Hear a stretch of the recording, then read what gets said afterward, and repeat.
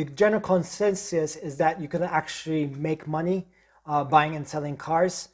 But I'm here to tell you that that's not the case. There are several factors.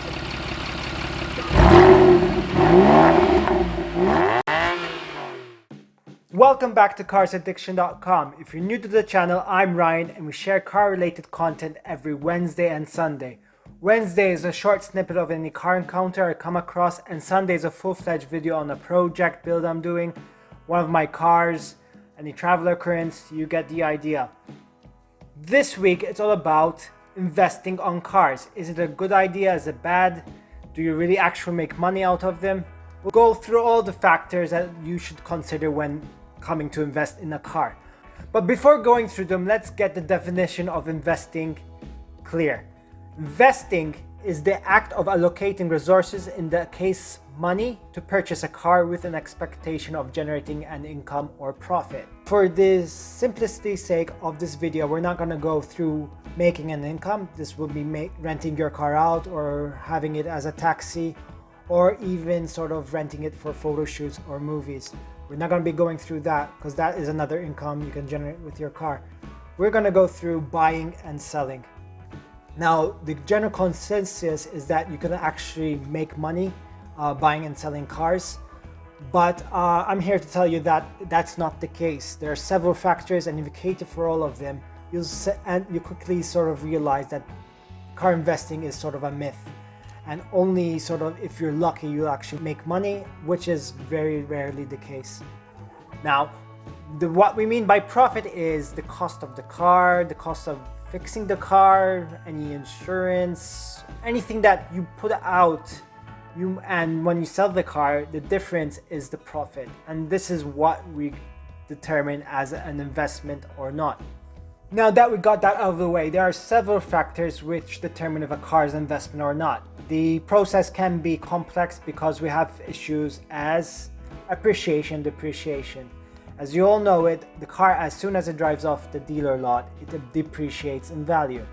The more mileage you put on it, the more owners it has, if it has an accident or been repaired. And as time goes by, that asset, the car, will go down in value. Now, some cars actually overdefine this logic, such as the Ford GT, where Ford actually pre-selected people who would buy the car. And now these buyers are actually selling their cars for more money than they bought it for, with even more mileage. This also goes with certain Ferraris, where Ferrari handpicks the client to buy their car, and so forth. When these comes available onto the market, the public who were not able to purchase these cars previously are now able to, and that just shoots up the price. Now, obviously, the saying, you need money to make more money, comes in fact because such as Ferrari, they only choose if you are a sort of dedicated client of theirs, buying every Ferrari they come out with. And yeah, you need to have a very big, large account sort of to go down that route. So the average Joe like you and me have to sort of calculate when the car is ready depreciating, when it's all the way in the bottom of the curve and starting appreciating. Now, the trick into investing is to get to the bottom of the curve, when the car stops depreciating. Now, either just bottoms out, so you actually buy and sell the car at the same price. That means your investment would have been sort of a enjoyable drive experience, or it will be actually on its way up in price and you'll be able to sell it for more money. Now, to get the timing right is a bit difficult. You have to sort of be into the business and looking up prices and put alerts everywhere and making sure that you are comfortable in putting so much money into a said asset. This is why car investing is not for everyone. It's more to the car enthusiasts, where if the car hasn't sold or just stays on the lot, they don't mind because they have something good to look at and it's something they enjoy actually doing. Now, to determine if a car is going to stop depreciating going up, it's quite easy and complex at the same time.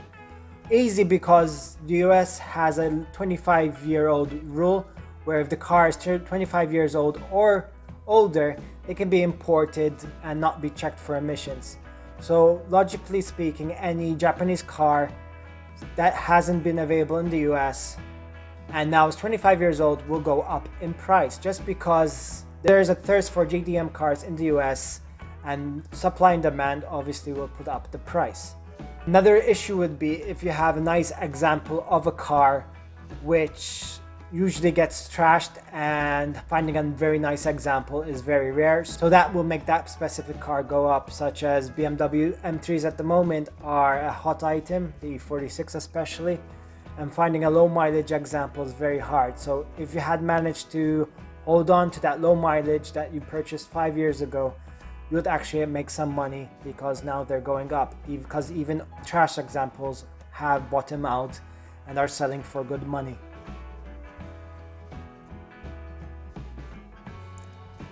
Point number 2 is inflation. So imagine you bought a car in the 70s, a Ford Escort, which was available for sale in the UK for about 1,000 sterling. Nowadays they sell about, I believe, 25,000 sterling, give or take.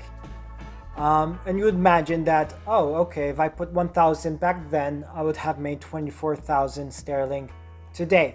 That's not the case, because there's such a thing called inflation, where what your money is worth back then is not the same as today, just because of inflation of the currency. And this is why cryptocurrency exists, to stop this. So imagine if you bought the car back then at 1,000 sterling, instead of just putting them at the bank and putting investments on it, or putting them in stocks and selling the car nowadays. Imagine it was all sort of pristine condition, perfect garage example, no rust, no nothing.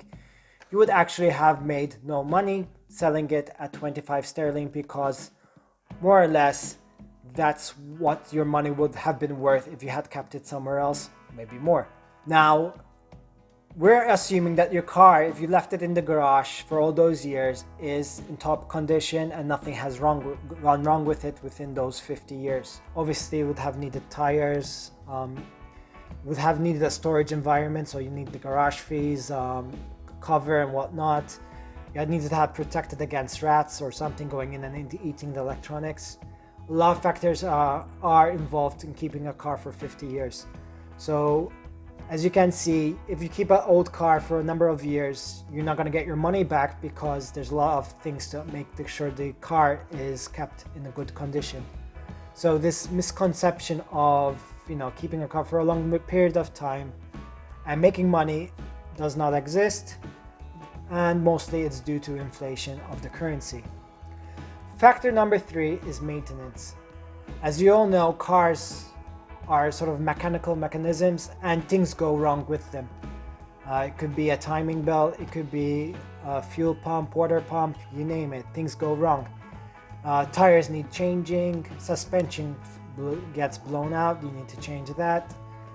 It's a constant upkeep of maintenance, and you best actually keep all the maintenance records in an Excel sheet to be able to calculate all your costs, because besides buying the car, you have to cater for all these costs. Besides that, there is also cost of road tax and insurance. You actually have to include those as the costs for a vehicle, because if you didn't have the vehicle, we wouldn't have put out those costs. Now in European countries, this is an expensive cost, and you should actually be considering that into what is involved in keeping the car. Now, besides actually maintenance, the mechanical parts and whatnot of the car, and even maybe to upgrade the car, bring it back to standard stock format, and all those parts, and road tax and insurance, you're also looking into storage fees. Now, you're not going to keep your investment out on the street against the weather and possible theft. You're going to be keeping it in the garage, and that garage is going to cost you money to run. Now, if you're going to rent a space during a public car space, or going to have to buy a garage out of your money and keep it there, that has to go towards fees. Now, when you consider all these factors, I'd like to do is put them into an Excel sheet, including the cost of the car, and see what you come with. Now, early this year, we bought a Toyota Hilux for 8,000 euros. We thought we got a good deal because we went on an auction site, BAT, which sells cars that are in condition like we go for, and we just went through and see how much they're actually selling for. Going through BAT, we can see that the prices throughout the years and how they increased. This is a good actually indication of prices going up, because unlike other car sites such as car gurus or anything like that, you get to see the advertised price, which is not the selling price. So an auction is good to see where they are selling at. As you can see, generally speaking, the Toyota Hilux is on the uptrend. They are selling between 10 to 20,000 depending the condition, mileage and whatnot. So getting one at 8,000 euros, I know it's a different market, but this is the indication we have. So if we go quickly through the one that are similar to the shape as ours, we have one that's for $13,000, one for $18,000, another one for $12,000. So you get the idea that they're around that kind of mark. So this is what made us buy it for 8,000 euros. But then we needed stuff. As you can see, our truck needed OEM wheels, unlike the ones we see in the auction. So we had to add that. The wheels needed refurbishment to bring back to their glory. So those needed claps as well because they were not included. We added a roll bar. The roll bar did not have the lights, so we sourced that. Mind you, all these are OEM parts that need refurbishment. We also have the miscellaneous mechanical parts. I'm sure this went even more than 50 euros. The front grille, we decided to go for a chrome front grille. We found a used one and refurbished that at our own expense. We went with mud flaps. Mud flaps, mind you, are not cheap, so we found a used set and refurbished those, so forth and so not. Then we involved the cost of keeping the vehicle. That's the road tax and insurance for 2021. Like I said, these cost a lot in Europe. Then we have the vintage license application. Now, this is something locally that if we are successful at this, will bring this cost down lower for the next year significantly. And that cost us about 10,123. Now, if we actually cater for all the time we spent on the truck, the cost will even go more, 10,600. In this case, I put that we did 20 hours, roughly about 2 days work, refurbishing all the used parts that we put into the truck. And we just charge ourselves a most honorable 25 euros per hour, whereas if you had taken this somewhere else, it might have been double the price. So we're looking at 10,600 euros for ownership of the said pickup. Here you see the pickup parked next to my other investment, a Toyota Celica. So the truck has about 1,333 kilometers. That translates to 83,000 miles. So if everything goes well and our local market is similar to what we see in BAT, we could be looking into a 2,000 euro profit. Now I can say that we are over budget, 10,600, because I know locally it will be very hard to sell this at 10,000 euros. So I am going to see how I'm going to make things work. And this is where I actually come to my conclusion. Cars are not an investment. You're going to buy them, they're always going to need something, and they're always going to be the hidden costs such as road tax, garage fees, insurance and whatnot. You're always going to spend more than what you cater for, and you're never going to make money. But the best thing about buying an enthusiastic car and keep it for several years or whatnot is that you have free motoring. And free motoring, what does that mean is you'll be able to sell the car at the same price you bought it. Meaning that, okay, that my truck came up to 10,000 and so euros. If I did sell it at 10,000 euros, I would be making no money. But I would actually have the experience of owning it and using it for that year. Now, as a car enthusiast, that is a big plus for owning and experience a vehicle for a whole year at zero cost. And it gives us the opportunity to experience something else. And that's where the true investment lies.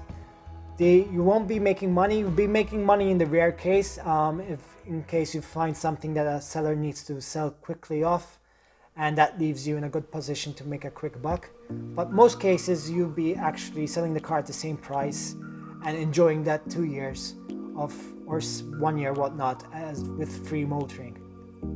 Now, free motoring involves actually putting mileage on the car, make it customize it to your looks and all that. So that is a big plus for me. So this is what car investing is actually all about. You cannot really make money. So if you're actually into investments and all that, go look somewhere else, such as property or investments.